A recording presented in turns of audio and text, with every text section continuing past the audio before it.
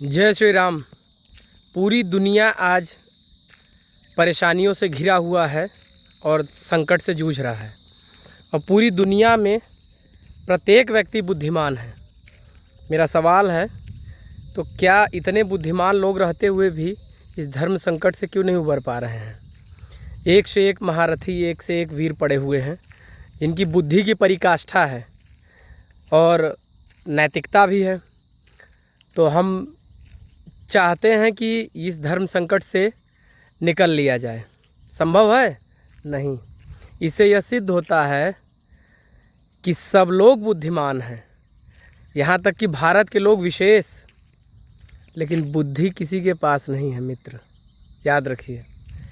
ठीक उसी प्रकार से बलशाली सभी लोग हैं। हर एक देश अपने आप में बलशाली है।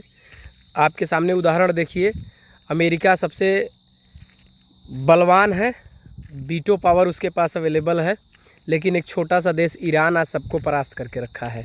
पूरी दुनिया के लिए अकेले ही काफ़ी भारी पड़ रहा है।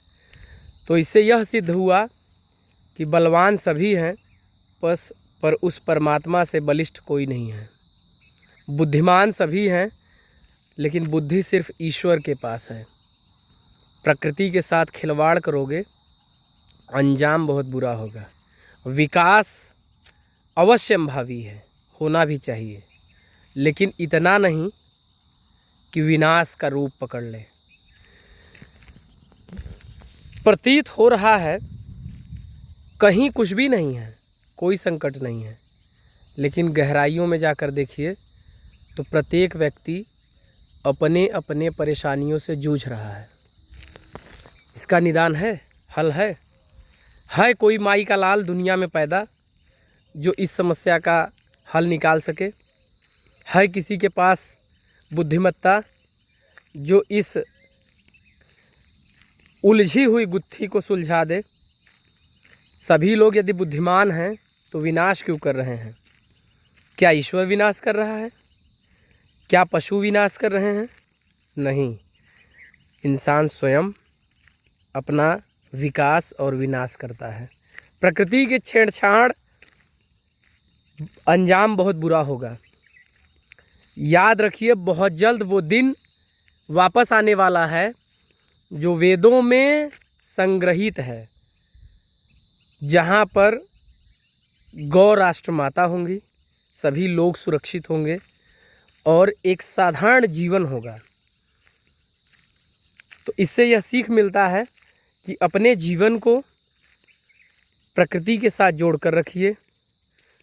प्रकृति की बनाई हुई संपदाओं को नुकसान मत पहुंचाइए। उसका आनंद लेने के लिए हम आप आए हैं।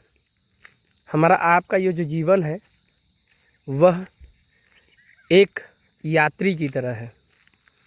तो यात्री की तरह है, आए हैं, जीवन का आनंद लीजिए, प्रकृति का संरक्षण करिए, ईश्वर को धन्यवाद दीजिए, उनकी ऋचाओं को, वेद को, शास्त्रों को, धर्म ग्रंथों को पढ़िए।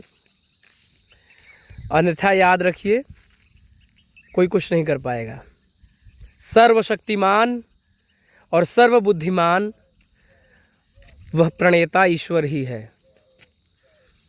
बहुत जल्द सबके दिलों पर राज करेंगे भगवान श्री कृष्ण। जय सीताराम। पीछे प्रकृति देखिए, मैं शांत हूँ और इस सुंदर प्यारे वन में विचर रहे पक्षियों का गुंजायमान ध्वनि सुनिए। यह सब सुबह शाम ईश्वर का अपने शब्दों में गुणगान करते हैं, उनको धन्यवाद देते हैं, उनका भजन करते हैं। और हम आप हैं कि